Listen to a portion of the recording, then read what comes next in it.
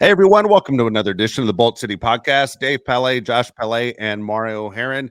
So many of you listened to me last show. I appreciate it. We said if you want to subscribe to the show, fantastic. Please subscribe. But most importantly, you're looking at it right now. Just go ahead and give us the like button. The like button means a lot to us. It goes far. And be honest with you, I'm not going to continue until that guy right there, the guy with the pajama pants on right now, pushes that like button. I'm not circling back. All right, we're all set. We're all set. We got it. Thank you very much. It goes a long way, so we appreciate it. And interaction with our audience on YouTube, especially through the comments, is always a lot of fun. I will correct one thing because a lot of people are losing their mind. Saquon Barkley I mentioned as far as him coming to the Chargers, and people go, he's a free agent. Look, a lot of talk that he could be franchise tagged again. A matter of fact, Barkley went on a couple shows this week and said, I'm a giant. I'm a giant forever. I don't want to go anywhere. The whole deal. Well, he says that, and then you're hearing stories that, hey, he could be going somewhere. So I'm not exactly sure, Josh, Mario, what's going to happen with Barkley and the running back situation with the Chargers. All we know is look at the amount of money the Chargers have to get rid of to fit everything into the cap. Barkley's a guy that will command, I'm guessing, at least what Austin Eckler was making. He's a talented player, but let's say Saquon Barkley is available. Josh, is he a guy that you want? No, he's damaged goods. Saquon Barkley is a great running back, but he's also a guy that gets hurt pretty often. And I don't think the Chargers should go in that direction.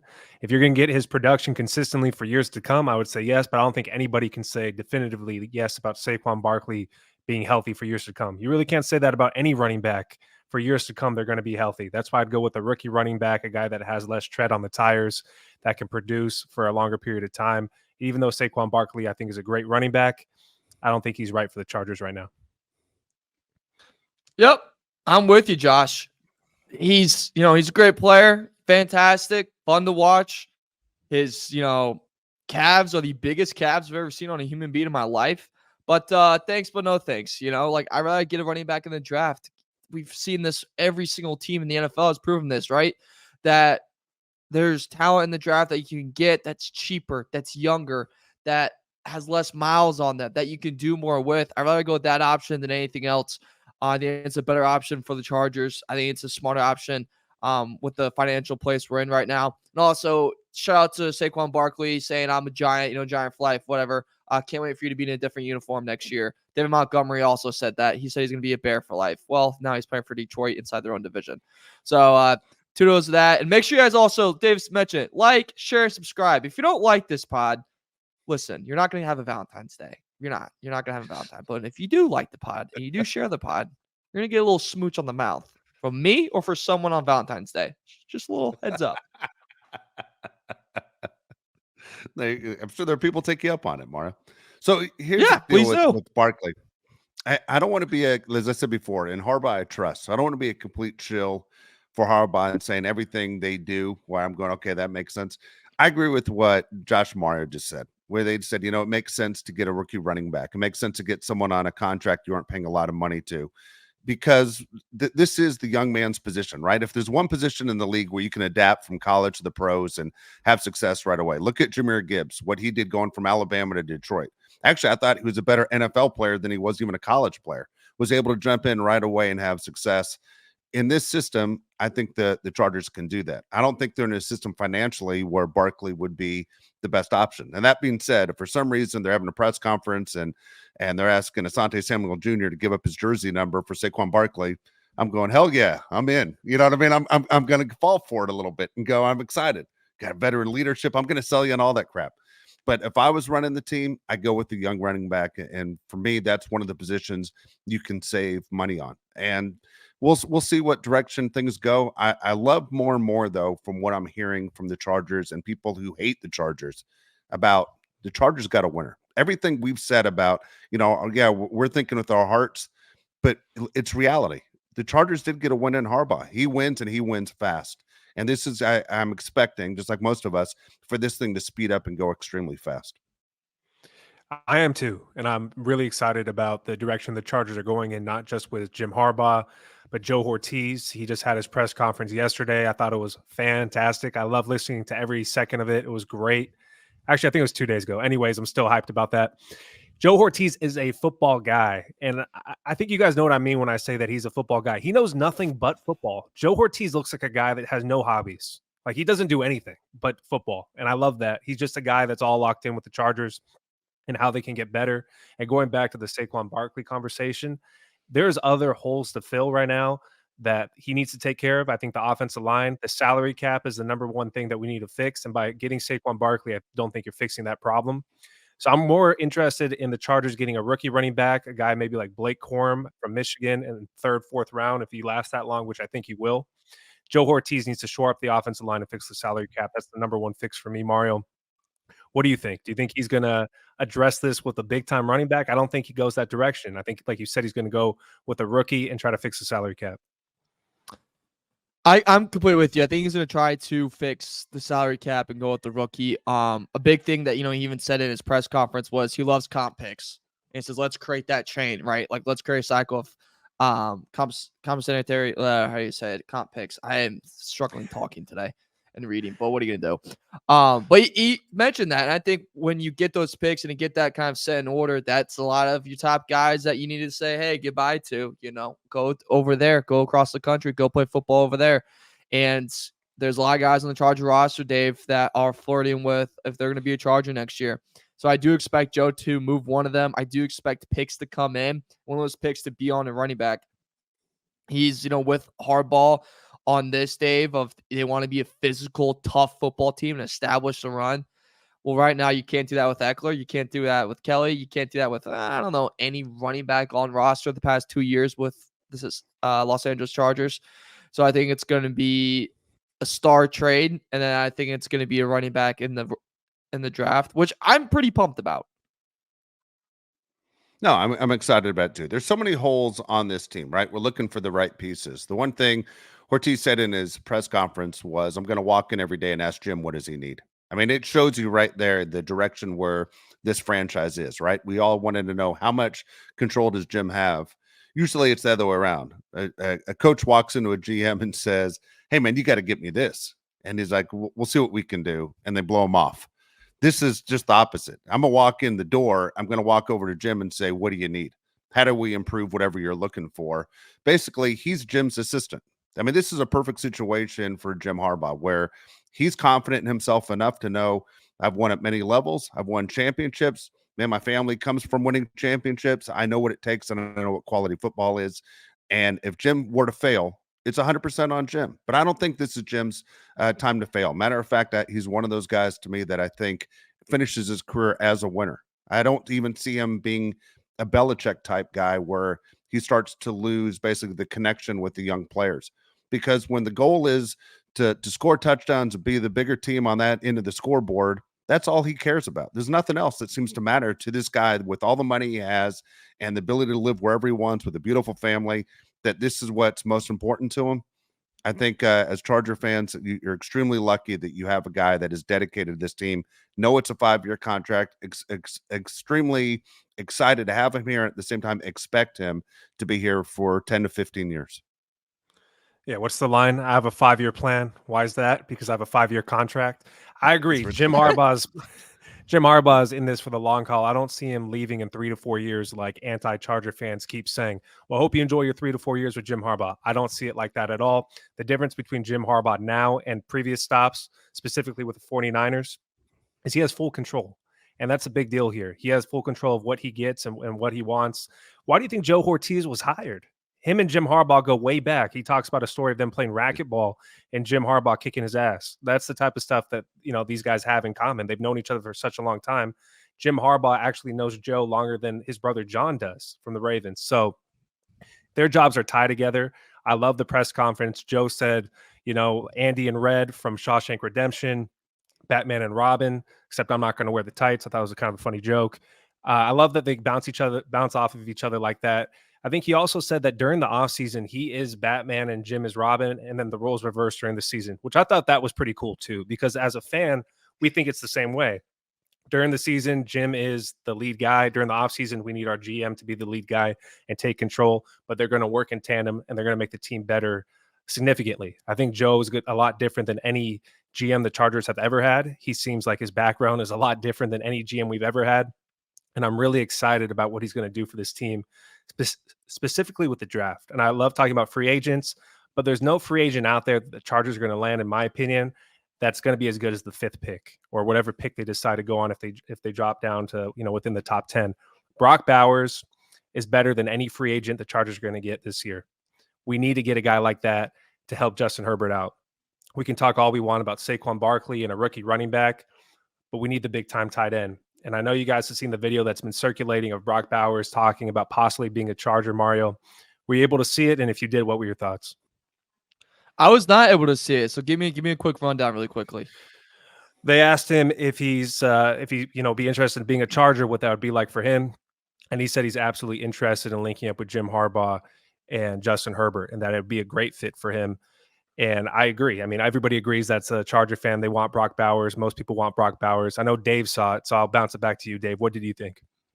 I was extremely excited. I mean, he said all the right things. Now, look, if his name were to come up with any other team, I imagine he would think of another player on that team and say, hey, it's very interesting for me to think about hooking up with, Jameis Winston, whatever the situation. I mean, you're a fool to rip anybody, right? To go to Taysom Hill, no chance. He's not going to do that.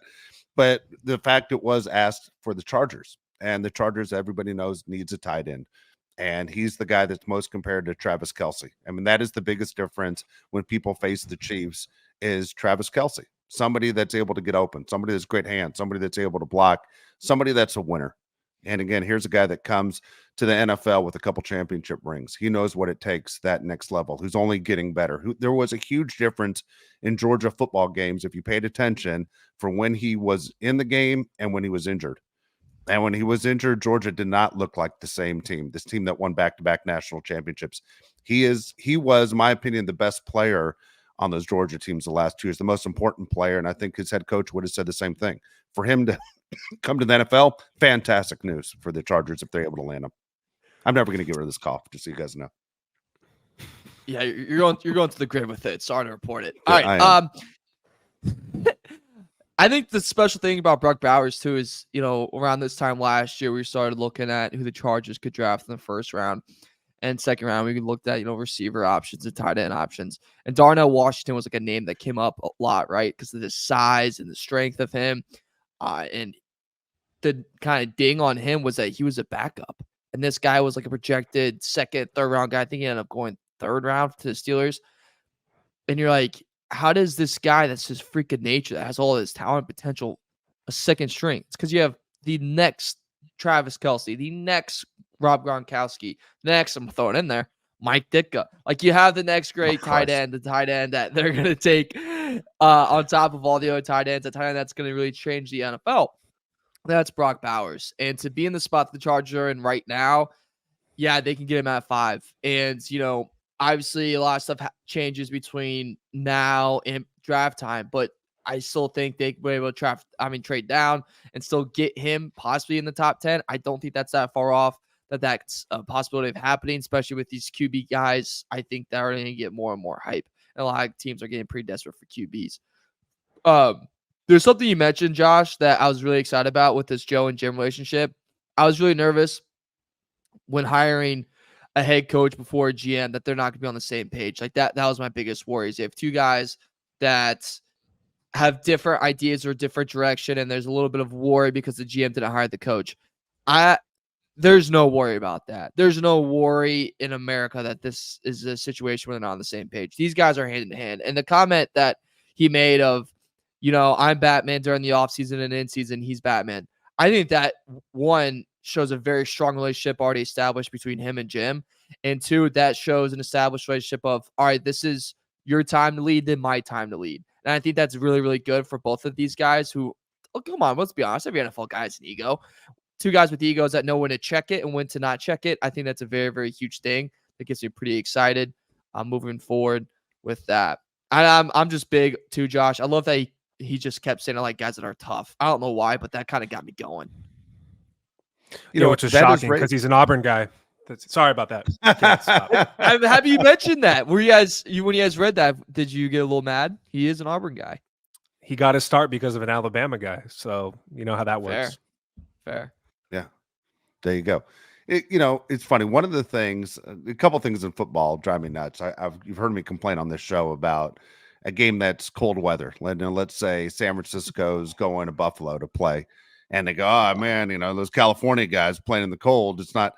And my argument back has always been, not everyone on the 49ers went to college in California. Like, there are guys on the Niners who went to Penn State. Like, what the hell are we talking about here? And that always drives me crazy when they point that out about where guys are from and they're playing in the cold and those California guys are soft.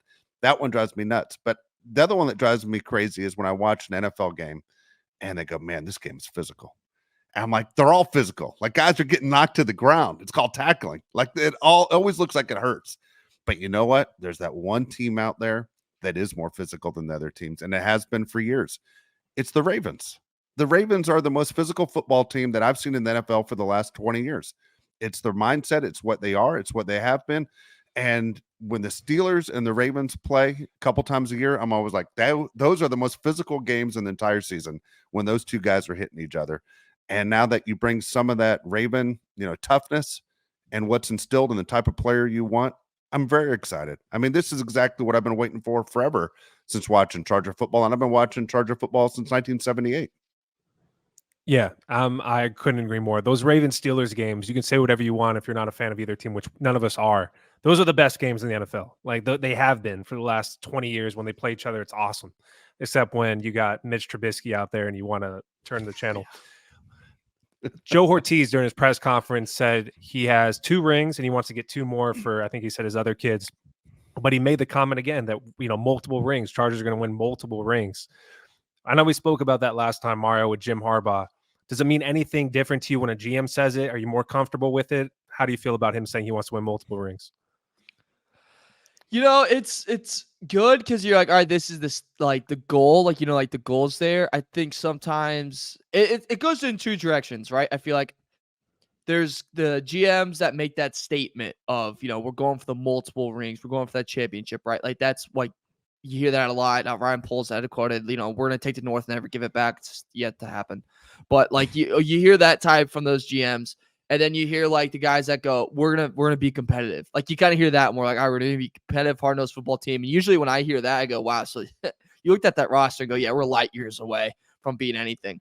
So it does kind of give me confidence that like he has a plan and I think there's something in place. But at the same time, I do think of the LeBron James, not 1, not 2, not 3. Like that stuff also rings in my head. It also rings in my head.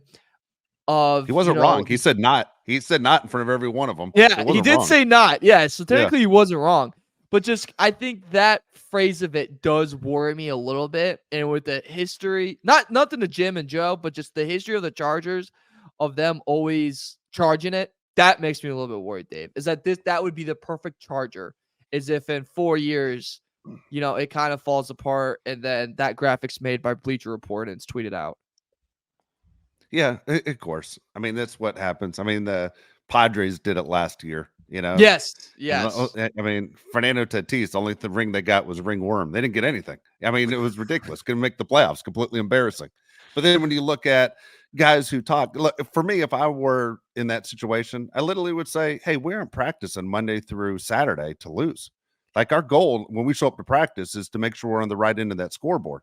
But to sit there and call championships when you have a trophy case that's empty, it's kind of embarrassing. Yeah. I mean, let's be honest. It's embarrassing. Yeah. What are we doing here? I want to ask Dave something because he brought this up. I love when we say something on the show and it actually happens, and then we're like, that feels good for us. But Jim Harbaugh retains the special teams coach and kicks his son to the curb. I mean, Dave literally said that was going to happen at one point or another with Jim Harbaugh, and it happened.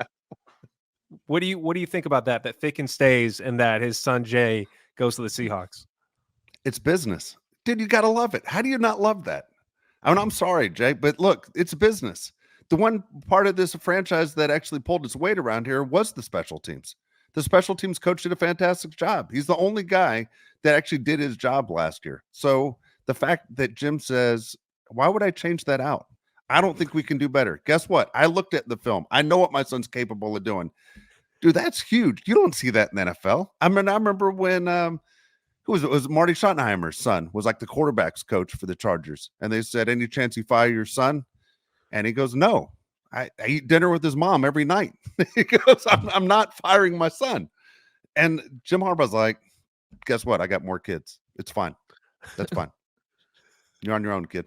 Yeah. Good luck, kid. Yeah. Hey, you know, you gotta do what you gotta do. And if the Chargers do win two more Super Bowls or whatever, dude, we got to make sure Hortiz keeps pushing more out. We want more championships. We need rings for all those damn kids. Yeah. Sorry, got a little crazy. No, it's good. Yeah. It's good stuff, man. The Chargers hired Jesse Minter as the defensive coordinator, which I think is just an absolutely monster hire. He's a great defensive coordinator. Michigan's defense was amazing. I know college football and the NFL is different, but I think the Chargers are going the right direction, Mario, about making these changes. Yeah, you know, he's a Todd disciple, which is really, really good. And, you know, he's the head coach over at Seattle, so I'll take that every single time. You saw success at Michigan. There's a reason why Harbaugh is bringing him. And, you know, funny enough, you know, you saw with his son, Michigan kind of got dinged for their special teams this past year. Like, that was something that people had complained about. So it's not like he's bringing all of his staff and all is forgotten. Like, no, he's only bringing his top tier guys with him. And then everyone else that he doesn't consider top tier, don't worry, guys. You're staying in Michigan. You can go ahead and stay in Ann Arbor or whatever the hell.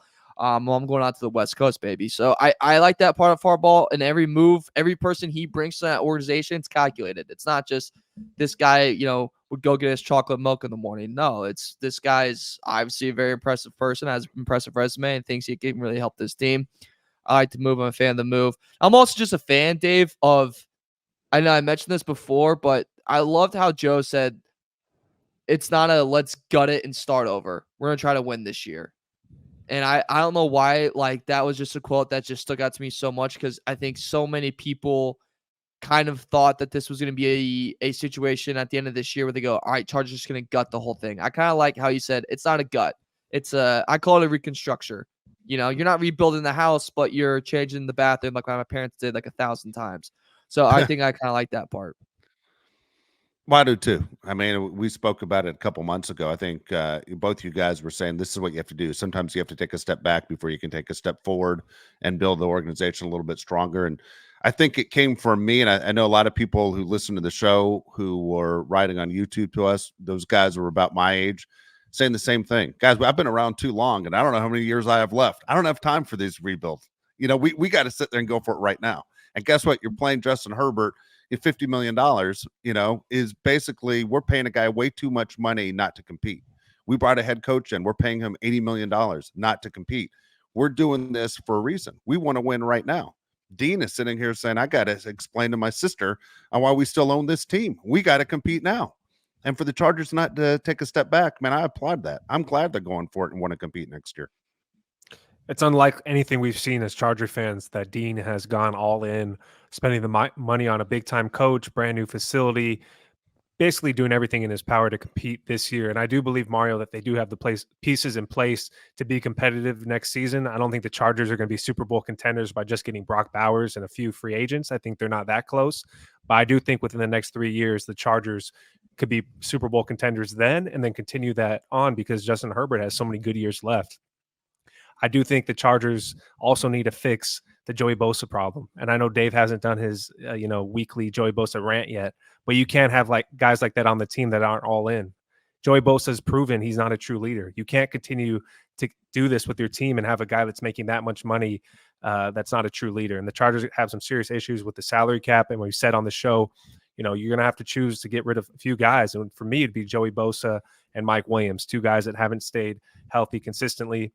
And I'm really curious to see how Joe takes on that problem because Joey Bosa, to me, is a problem.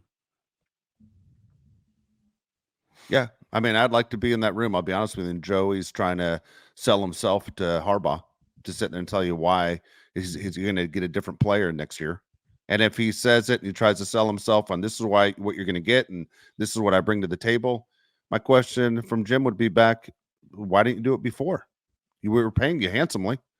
What's your reason? I mean, so you're telling me there's an on and off switch in your game because of what the chance to win? Yeah. I mean, so explain to me, why is there an on and off switch when you're picking up your paycheck on the weeks you didn't feel like playing? Why did you accept your paycheck?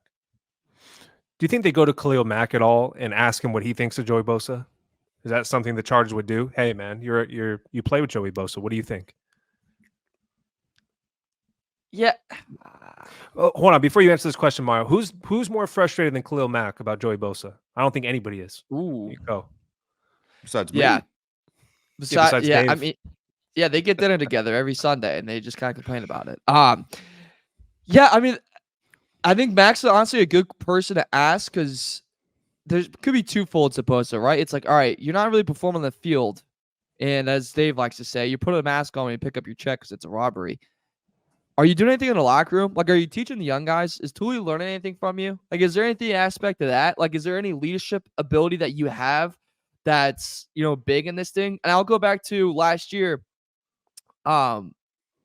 She showed up to offseason workouts, and he usually does it, and they go, "Why'd you show up?" And instead of giving an answer of, "Hey, I wanted to get better. I want to be with my teammates," he goes, "Yeah." I'm paraphrasing for all the people. He was saying like, "Yeah, like I was told to come. Our coach was like, you should come." And it's like, nice, man. You don't sound like you are really ready to work at all. And by the way, your job is to play football.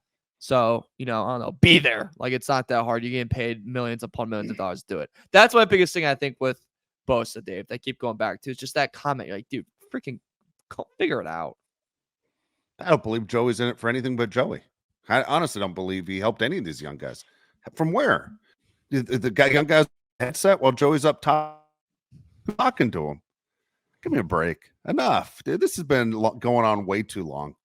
Way too long. Now, if Jim decides to keep him for whatever reason, again, man, I'm just going, hey, I hope it works out. But I kind of want to know what happens when he tries to justify his tape, because we watched it over and over again. We've watched it for years. And then when he came back and thought he was doing Charger fans and his teammates a favor by playing against Jacksonville and completely embarrassed the organization, I was burnt out then. That was the end of the road for me. Joey Bosa is damn near 30 years old. Why are we talking about potential? And I'm not talking about you guys, but I'm talking about people that comment on the show. He has the potential to have 12 sacks. Dude, the dude's 28. He's going to be 29 when the season starts. Enough with the potential talk. Like, either do it or don't. And if you were to ask Chuli who was to help me more, Khalil Mack or Joey Bosa, I can almost guarantee you it was Khalil Mack. Like Dave said, he's the guy that's on the field. He's the guy that's probably communicating with Tuli during the season. Joey Bosa's not there. And part of me is going to be really, really upset if they end up keeping Joey Bosa and get rid of Khalil Mack, because one guy's a producer and one guy's not. So I'm curious to how Joe Hortiz takes this thing on and Jim Harbaugh. But yeah, I mean, we needed to talk about Joey Bosa because we do it every show. So we probably move into the Super Bowl now, Mario. Yeah. Hey, let's do it, baby. It's the big dance. It's the big day. We got San Francisco versus Kansas City. And God, this sucks again that Kansas City's in the Super Bowl. It's a kick in the nuts. Actually, kick to the nuts. Like, when at the time we don't really get hit by both, but it's just like the one right one. That's to a very selected crowd. But hey, if you're there, you're there. The Niners are 2-point favorites. Kansas City has the home field advantage, so to speak. So like, they'll be wearing their home unis. Niners white unis, and that's key, Dave, because white unis have some luck in the Super Bowl. They do. Give me they your won thoughts. 37 to 57 times. Yeah, give me your thoughts, all right, big guy. Okay, I'm going to ask you a straight out question, all right, before we all make our picks. Absolutely. And I'm really confused. This is not a sarcastic question. This is a sincere question. Why aren't the Chiefs favored? And what I mean by that is, like, the Chiefs went on the road, right? And they took care of Buffalo. And they took care of a Ravens team that just, 5 weeks ago beat the crap out of San Francisco on Christmas Day. And yet all the talk that Mahomes never plays on the road. They're the defending champs. They know what it's going to be like when they go out there. Why aren't the Chiefs favored in this game? Like, it feels like, what does everybody know that we don't know? Why is that? Am I wrong on this? Shouldn't the Chiefs be favored? Oh, it's a good question. I think you're completely spot on. The players on the Chiefs are better in the playoffs. I don't think you could say that about the 49ers. They haven't, done it like the Chiefs have. Patrick Mahomes is better in the playoffs. Travis Kelce's better in the playoffs. Chris Jones is definitely better in the playoffs. I don't know why the Chiefs aren't favored. And I'll tell you right now, my pick is the Chiefs to win this game for one reason only. Oz Perlman, the mentalist, said the Chiefs are going to win. And that guy can read minds. So I'm going to say the Chiefs win. And to go even further, I think they're going to win 31-21 because that's what McCole Hardman said on Hard Knocks, who's now on the Chiefs. Okay, 31-21 Chiefs. Mario, do you know what he's talking about? This is 100% Yeah, true. yeah. Josh sent me this video. It's absolutely amazing. It's absolutely Yeah. amazing. Josh, you want to explain it in detail to the audience who maybe hasn't seen it or doesn't understand what happened? Yeah, sure. So on Hard Knocks, Oz Perlman, the mentalist, if you don't know who that is, you got to look him up. Look it His up. You're gonna videos are love it. amazing. You got to look up the one with Oz Perlman in Michigan with Jim Harbaugh too. That one's really good. But he was with the Jets during training camp. It was on Hard Knocks, and he does all these things where he can guess what you're going to say. I don't even know how he does it. So he says to McCole Hardman, who was on the Jets at the time, "Who are the Jets going to play in the Super Bowl?" And he goes, "The 49ers." He goes, "Okay." And, he shows them that he knew it was going to be 49ers. Everybody loses their mind. Oh, my God, how does he know that? And then he goes, "What's the score going to be?" And he goes, 31-21, we're going to win. And it's 31-21. And everybody goes crazy. And then who gets traded to the Chiefs, back to the Chiefs? McCole Hardman, who's playing the 49ers in the Super Bowl. Yeah, Hey. the only thing missing is the score. Only thing's missing is the right. score. 31-21 Chiefs. I'm telling you, it's going to happen. If that does all happen, Oz Mentalist, he's gonna get a lot of DMs from me about a lot of games. She'll be like, "So what do we think about Celtics Suns tonight on the spread?" Yeah, dude, I think I have an explanation, gentlemen, reason why the Niners are favored. I think I got a little, and it's a little thing. Well, two guys, Christian McCaffrey and Kyle Shanahan. So like the Chiefs are just the way you beat the Chiefs, and the Raiders kind of did it this past year, is on the ground. Like the ground game, they suck. And the reason the Ravens just like abandoned the run game made absolutely zero sense. And they, the Ravens lost their mind in doing that, especially when you have Lamar Jackson. And that's kind of the downfall in that game, among other things. And there's no guy in the NFL that's better at scheming on run than Kyle Shanahan. He's the freaking best. He'll kill you on that. I think that plays into why the Niners are favored. This might sound stupid, but I think the white jerseys goes into why the Niners are favored. And if you play name game, which I love playing, the Niners are obviously heavily favored in that, right? Like the amount of talent in the all-around team, they're 20,000 times better than the Kansas City Chiefs. That being said, Josh, you said it. As soon as we hit the playoffs, they drink the Michael Jordan water and Space Jam, and the Kansas City is a freaking super team. And then Chris Jones turns into Aaron Donald times 1,000. That all being said, I really hate that we're a Charger podcast and saying all this. Also, very weird thing, really quickly. So the Chiefs are favored. Guess who has the best odds to win the Super Bowl MVP or the lowest odds? Yeah, the Niners are favored MVP. So Niners are favored, but Mahomes is still the lowest odds to win MVP, which is just funny, which he should be. But like that's just like funny to me. It's like the team that's not favored, the best player on the other team, still has the lowest odds to win MVP, which is absurd. But yeah, give me Chiefs, by the way. I already placed this about 5,000 times. What do you, Dave? What do you have? Do you have the Chiefs? Since I do have the Chiefs, and it's funny is, damn it, man. I know I'm rooting. And look, here's the deal. I'm not putting anything on it. I'm rooting hard for the Niners, and I hate the Niners too. But I hate the Chiefs more. The only good thing with the Chiefs winning would be Tranquil gets the Super Bowl. That's it. Otherwise, there's nothing about the Chiefs that I care about. Now, 31-21 would be fascinating. Why? That'd be crazy. You mean Tranquil gets the final Super Bowl? scores? What are you talking about? I don't know. Why do former you Charger care? did everything could because we kicked him out the door. He didn't want to leave. We told He's him not he a wasn't good enough to be Charger. here. I couldn't care less. He went to Notre Dame. Oh Come yeah, on, I forgot about that part. Why do you I'm care? telling you, I don't know what to tell you. I was trying to sell it to myself. I'm just telling you, if Oz the Mentalist is right on this 31-21, man, if he was around before the New Testament, you'd be praying to him, Mario. Things would be a lot different in your life. Oh, I mean, yeah, I'll still pray to him. Look, and by the way, for the Tranquil thing, I'm like 99% sure my sister-in-law's family is like family friends with him. And I'm not even cheering for the freaking guy to win the Super Bowl. I'm betting on him. That's different than cheering. Yeah. I'm not cheering for anybody on the Chiefs. The only good thing that can come out of the Chiefs winning the Super Bowl is Travis Kelce retires. Like him and Taylor Swift ride off into the sunset and he retires. And Andy Reid, that would be the biggest thing. Speaking, our heaven. This is heaven, gentlemen. Ready for this? Andy Reid wins it, and that bald-headed, dumb son of a gun, Matt Nagy, just moves into his office and takes over as head coach. That's when the Kansas City dynasty falls apart, is when that numbnuts idiot takes over as head coach and blows that thing up. You mentioned Travis Kelce. Let me flirt with you a little bit here, Josh, and give you a little Travis Kelce MVP 17-1. Dude, Is that right? I would take that. Why? Yeah, I already bet it. Are you taking that? Okay, good. I already bet it. Yeah, it went down gonna have to a touchdown. 13-1 now. Yeah, dude, Yeah. I literally saw that and I was like, this is it, gentlemen. This is the way out.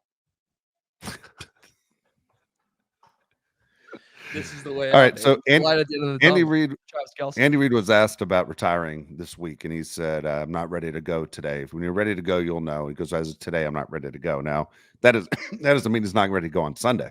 Now, here's the interesting thing: Eric Bieniemy was with the Chiefs this week. Is this the door opens up where Reid goes and Bieniemy becomes the head coach? With the Chiefs doing what? Don't know, but he was around the Chiefs this week. That's the story. Yeah, they He's said without he a job. helped. He's Well, without he's a a hell of a job. lot better than Matt Nagy, if that's your question. I would rather have Eric Bieniemy than Matt Nagy. I don't know. I don't know. You think that's the direction they'd go? You think they go with Dude, Eric I just want it Bieniemy? to fail. Whatever they go, I just want Yeah. it to fail. I'm tired of Me it. You too. can't take it anymore. Nothing. Well, look, I'm not going to say nothing against Eric Bieniemy. I told you guys a couple of weeks ago that Eric Bieniemy tried to fight me once. So, I mean, his last name literally has enemy in it. So, kind of spells it different, but you know what I mean. He's not a friend of mine. So, I don't wish him any success. It's good writing. You know, Yeah. Thanks.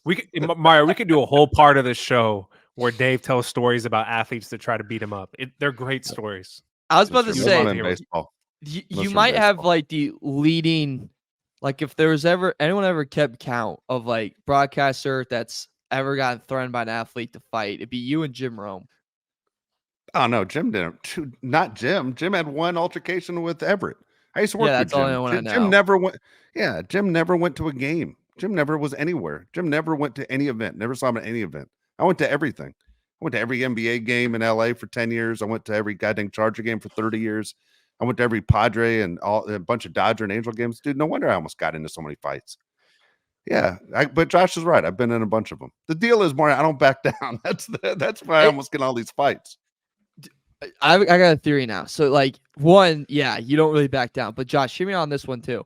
Dave, you're not a small guy, correct? Like No. you're not a small No. guy. So, if you went by your stereotypical journalist radio guy is not a big guy, is usually pretty out of shape. They're really skinny or they're, eating a lot of fast food, to put it in a nice way. So like if I'm an athlete and I'm, in good shape, or like, baseball guys they're athletes, but they're not, stopping at Walmart going, holy cow. I could kind of see that where like you're almost a little bit more like threatening in a way. Cause you're like, wait, who's this guy that's 6'2", like jacked, and he's, calling me out? That's almost gonna make me like more angry, and I gotta feel like more I gotta do something than like the guy that's only knows analytics and watch 2 seconds of the game that's asking me a question about my performance. Yeah, that's true. That's true.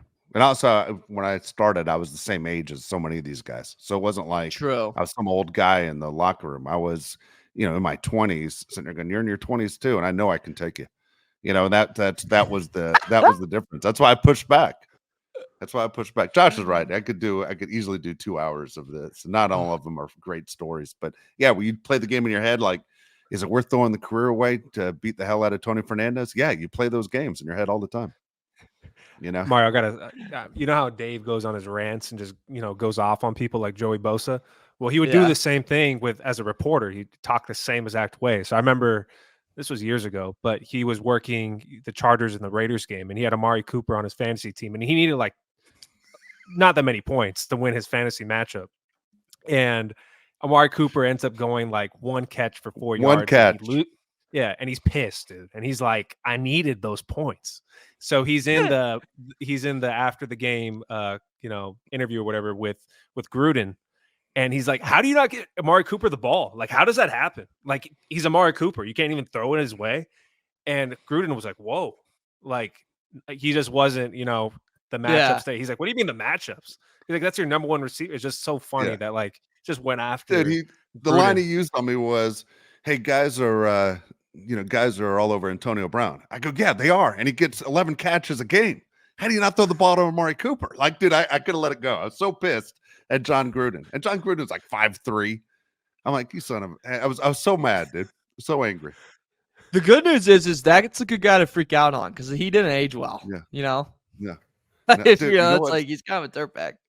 You know what's crazy about that too? That Josh brought this up is the year before the same thing. It was in Los Angeles, and I was walking into the interview room, and Jack Del Rio turned to me and goes, he was head coach of the Raiders.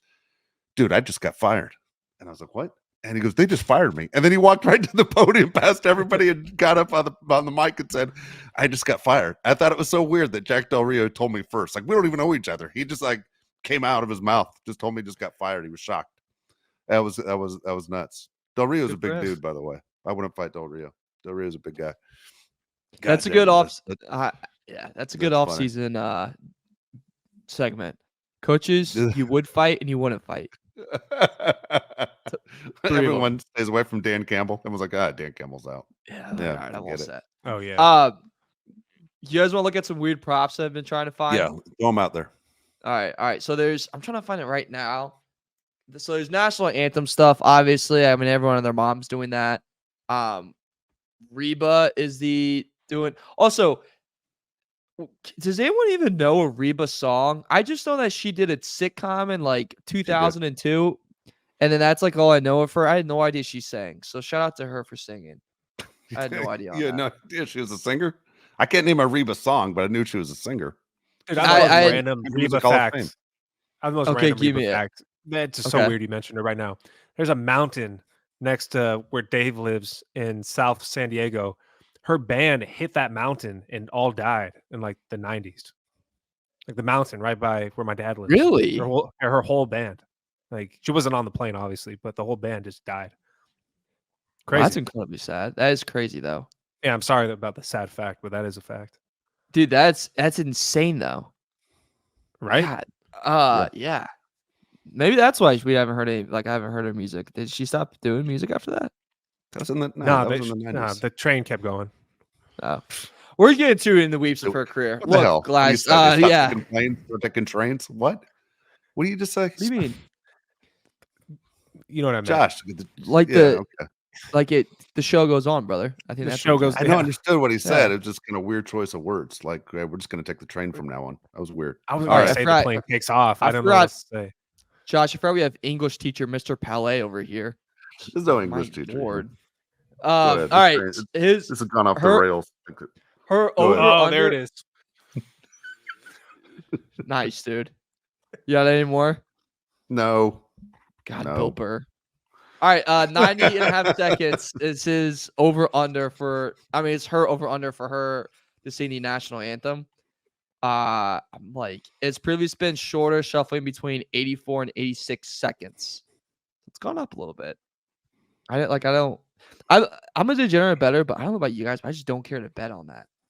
Okay, let me ask you this question. All right, you're inside the stadium.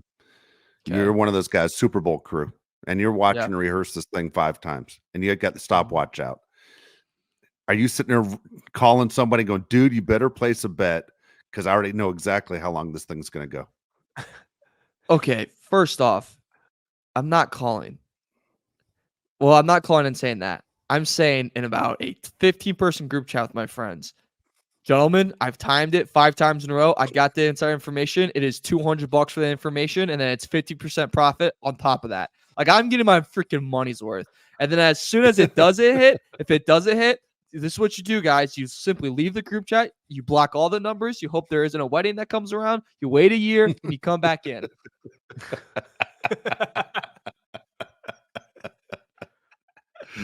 That's all right. Plan. That's funny.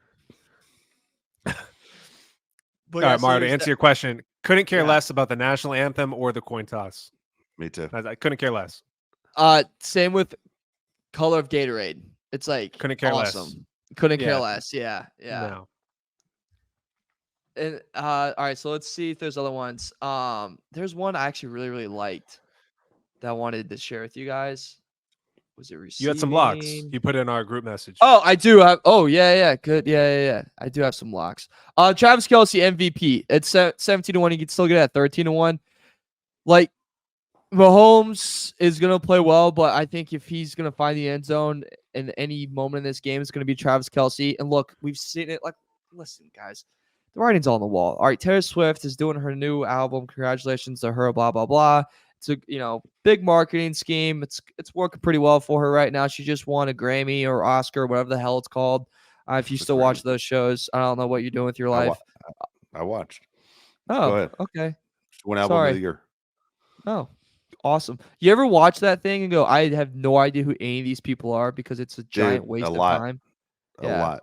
Yep. I watched that with the movies. I'm like, I've never heard of any of these movies besides one Martin Scorsese 5-hour long thing that I tried to for an hour. Scorsese. Jeez. Oh, really? Huh. Yep. Anyways, guys. I mean, dude, we all fall short. Travis Kelce, though, Super Bowl MVP. I really, really like that. Like, I just think, one, I think he's gonna have a good game, and two, I think that storyline is just really gonna take over. So I really like that one. Chiefs. So this is my my biggest moneymaker bet in March Madness. This is the best gambling throw I've ever had in my life. I hit on this bet like 6 times in a row in March Madness in one day, and you would have thought that I won the lottery with how much I was celebrating in Indianapolis, Indiana. Also, don't remember that night, so it was a good night.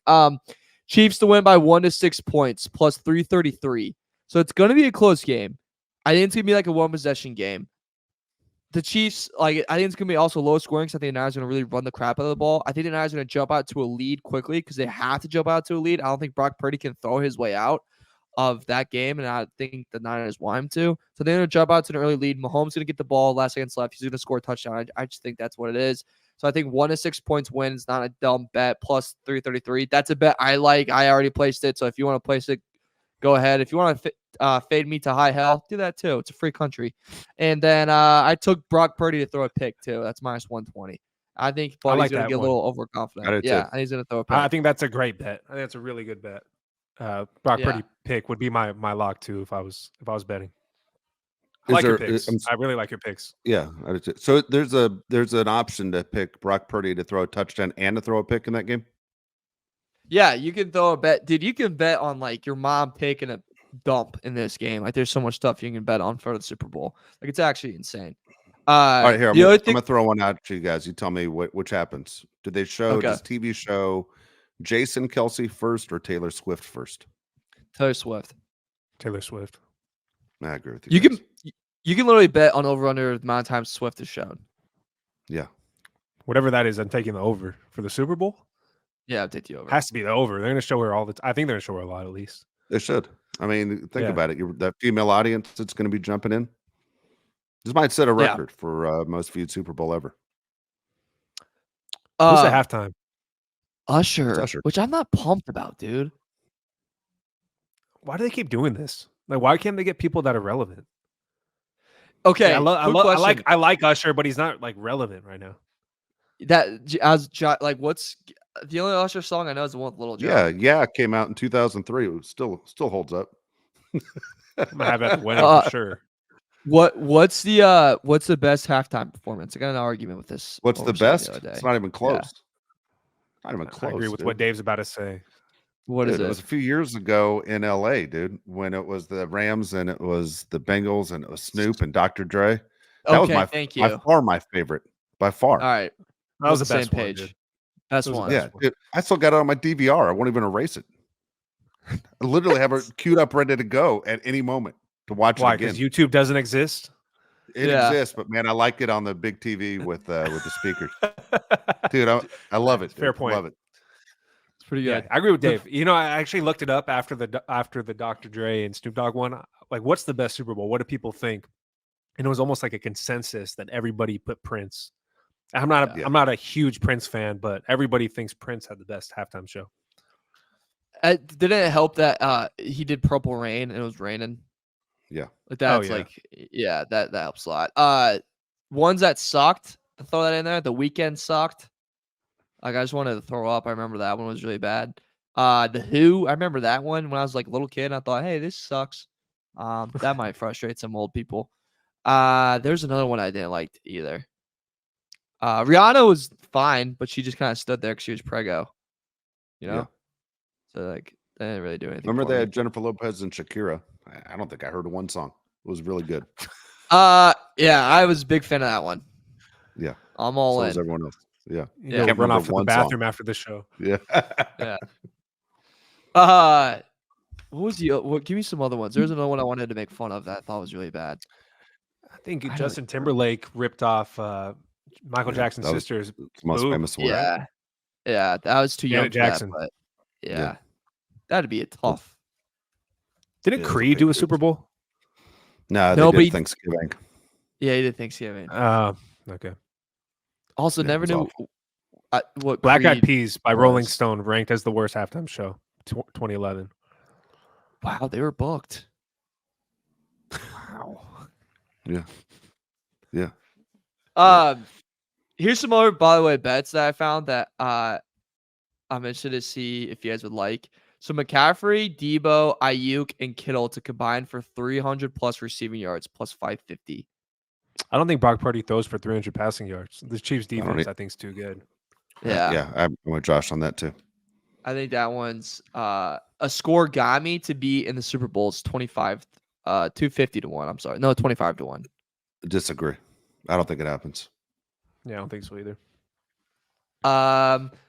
The final score to have occurred as a past Super Bowl final score plus 410. Yeah, I agree. Sure. I would bet that. Yeah. Yeah. I And mean, there are the 57 other- of them, 57 combinations.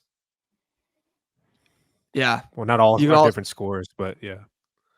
The last one I'll pitch to you guys. The triple crown of most passing, receiving, and rushing parlay you can do. And the one I really like is Mahomes, Kelsey, Pacheco, 13 to 1. Oh, I like that too. I know. I like McCaffrey. I think McCaffrey's So you going to be Yeah, running. but you're relying you- on Purdy. That you can do that, and that's plus 710. You can go Mahomes, McCaffrey, Kelsey. Yeah. Why wouldn't I mean I would go with that, but I don't know. Yeah. Yeah. Crazy stuff. There you go. All right, so we're going to be on doing a show after the Super Bowl, correct?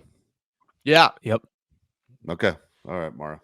So we're all planning on doing it. Just make sure that those beverages, we got to watch out. Okay. That's our Yeah. Okay, I'm just saying. Buy the wings on All right. game day this time too. Yeah. Oh, all right. Okay. Now that's a good callback. All right. Yeah. Not charged with food this year, so that helps. Good deal. Good deal. All right, we'll be back again after the Super Bowl on Sunday, right after the game. We'll have a post-game show for you. Should be a lot of fun. We'll see how these bets kind of played out as well, which will be exciting to talk about. Again, just like the beginning of the show, if you haven't liked the show yet, please give us that thumbs up. We appreciate it. The subscribe thing helps out too. And remember, at the same time, if something comes up where someone needs your attention while you started watching the show, just leave it on. Just let it keep playing out. The time spent listening and watching, we appreciate it. All right. You guys did a great job last time. So don't make Mario come to your house and take it out on you because you're going to follow directions. But we'll be back again on Sunday. So if you listen on the Bolt City podcast, we appreciate it. Through the YouTube app, that's absolutely fantastic as well. So we like the comments. I know Josh and I reply to all of them. Mario, not exactly. He's too busy. But God dang it, Mario. I'll stop that. I'll start responding. Okay. You're the busiest guy I know, but all right. But anyway, we appreciate everyone that's excited about Bolt City Podcast. We're excited about Charger football, and we'll be talking Charger football with you leading up to kickoff of the 2024 season. So for Mario Heron, Josh Pele, I'm Dave Pele. We'll see you next time.